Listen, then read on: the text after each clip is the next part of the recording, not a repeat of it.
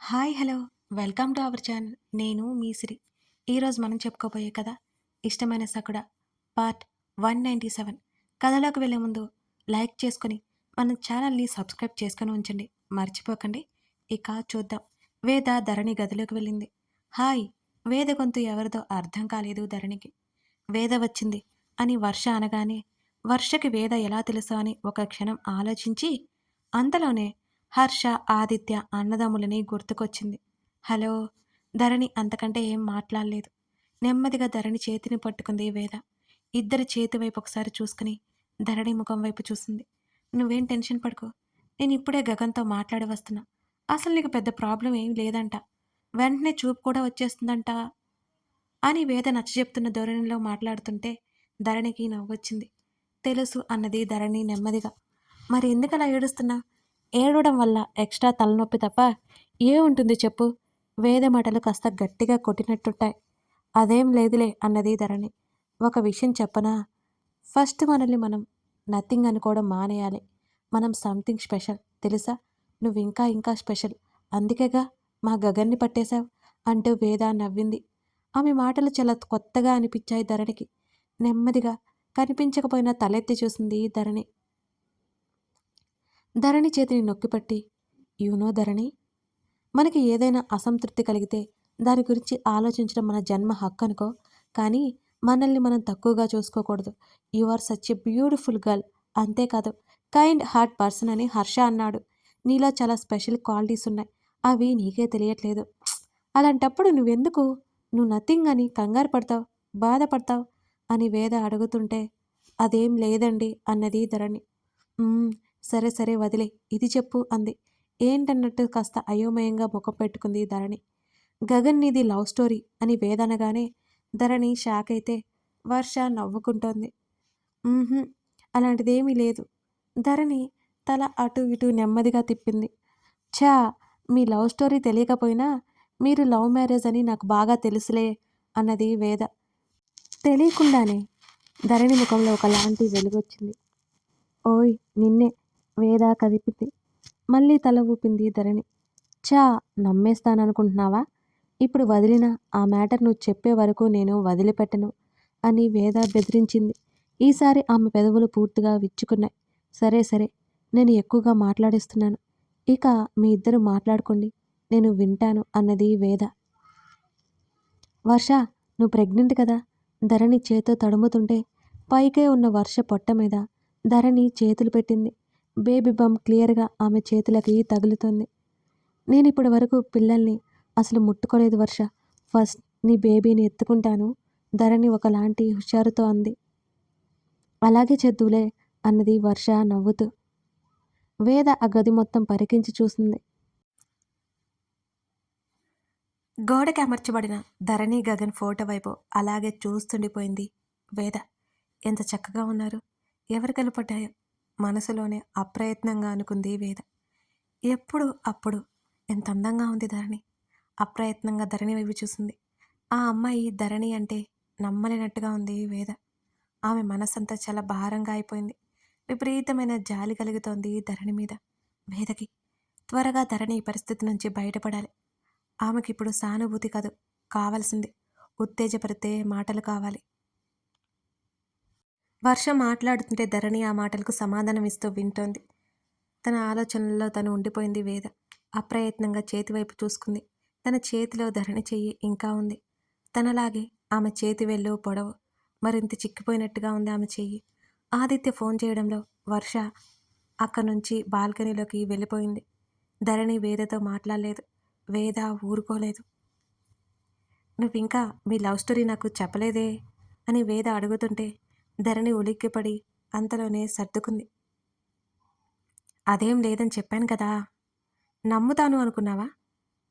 నిజంగానే ఏం లేదండి. బాబోయ్, ఎంత మర్యాద నాకు.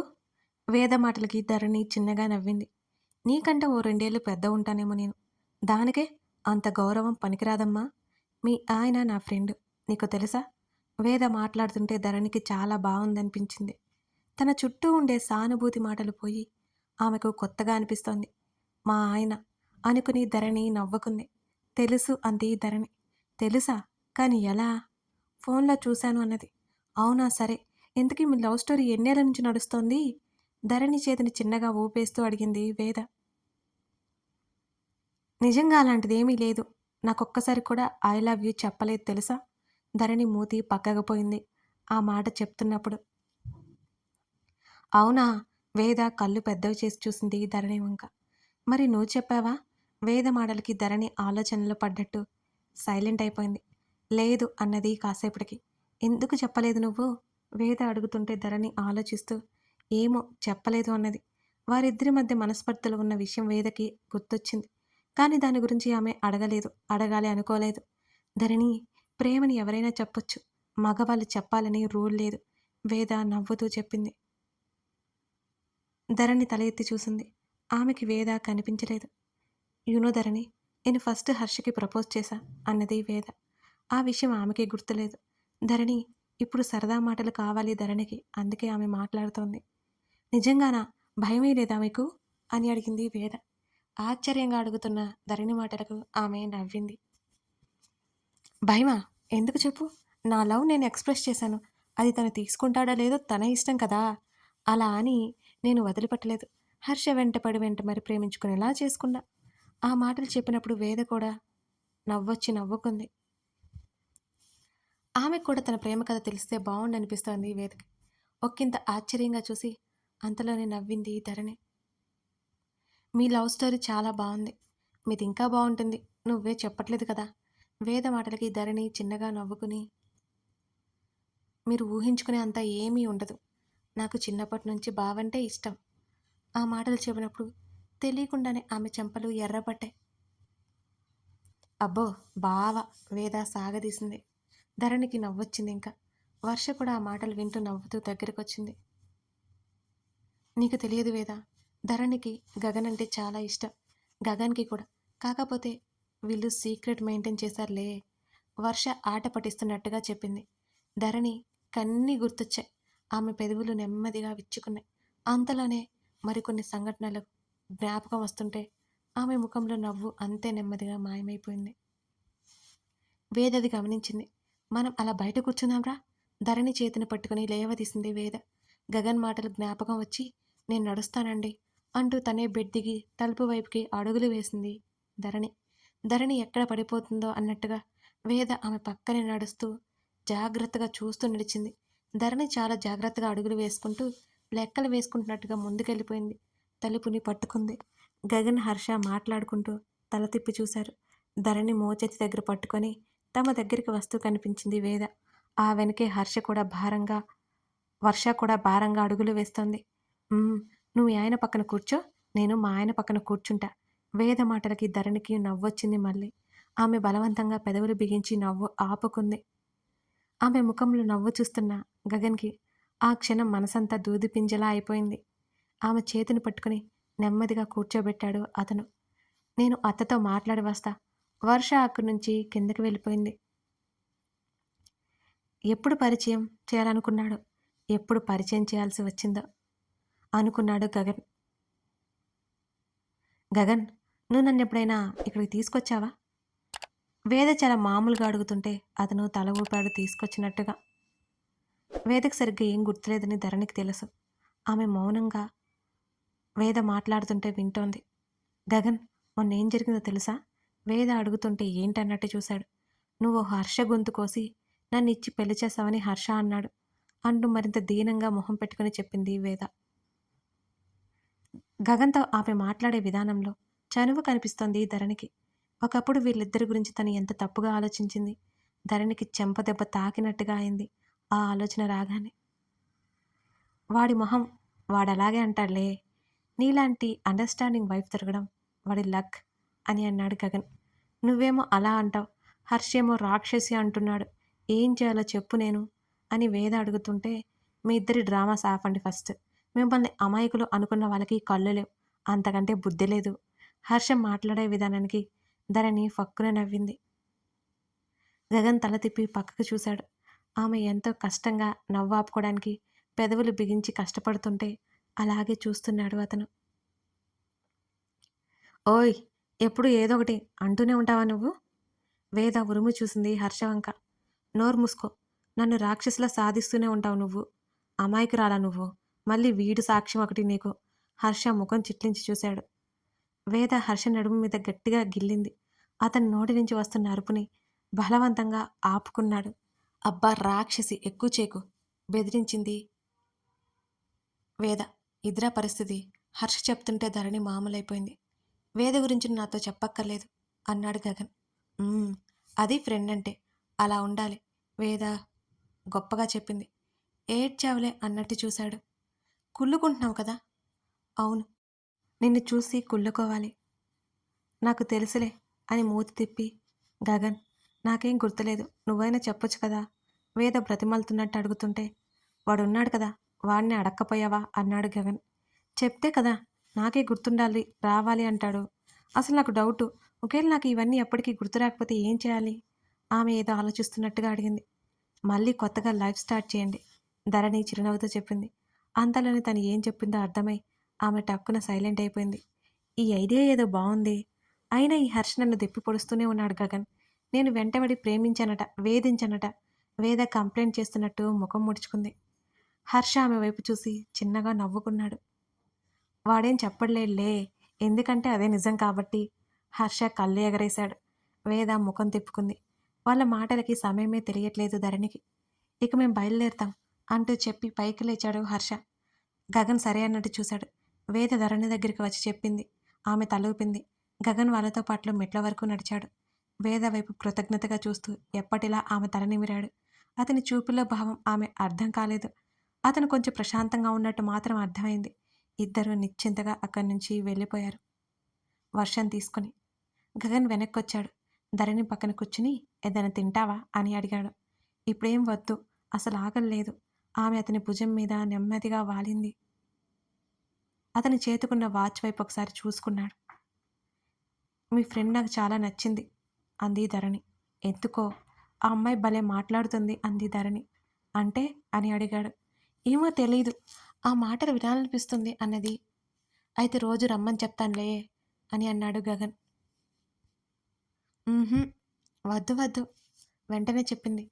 ఏం ఇబ్బంది కదా తనకి. కాసేపు తర్వాత ఆమె అడిగింది. తనకింకా గుర్తులేదు కదా అని.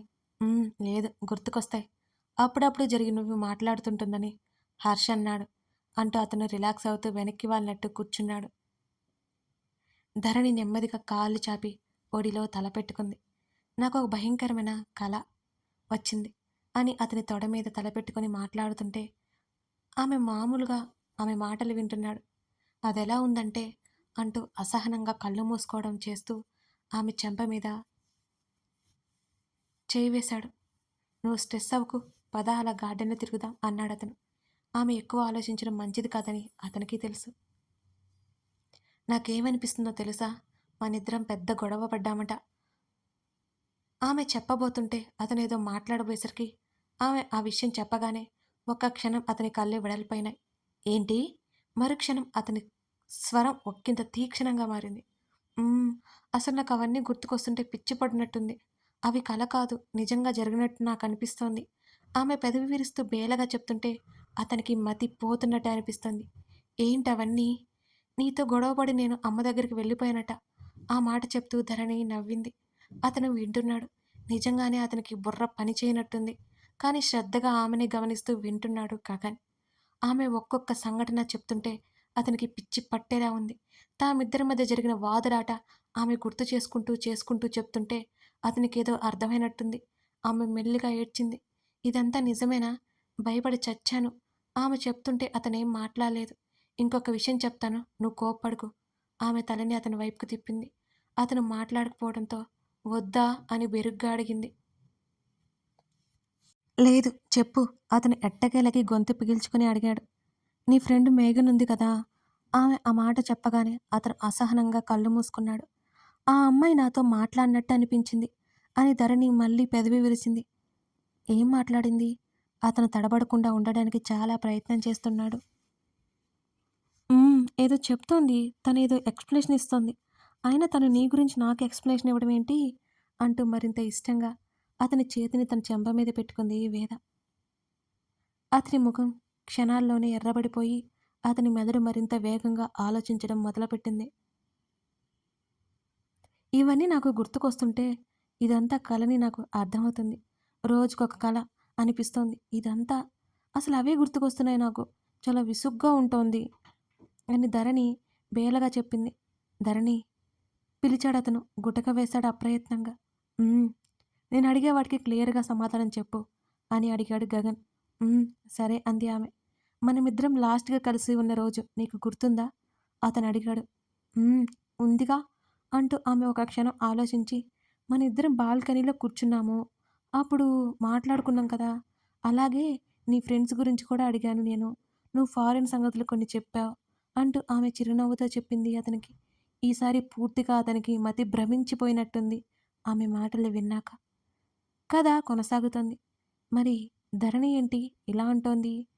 గగన్‌కేమర్థమైంది? అంటే ఆమెకు జరిగినవి ఎందుకు మర్చిపోయింది?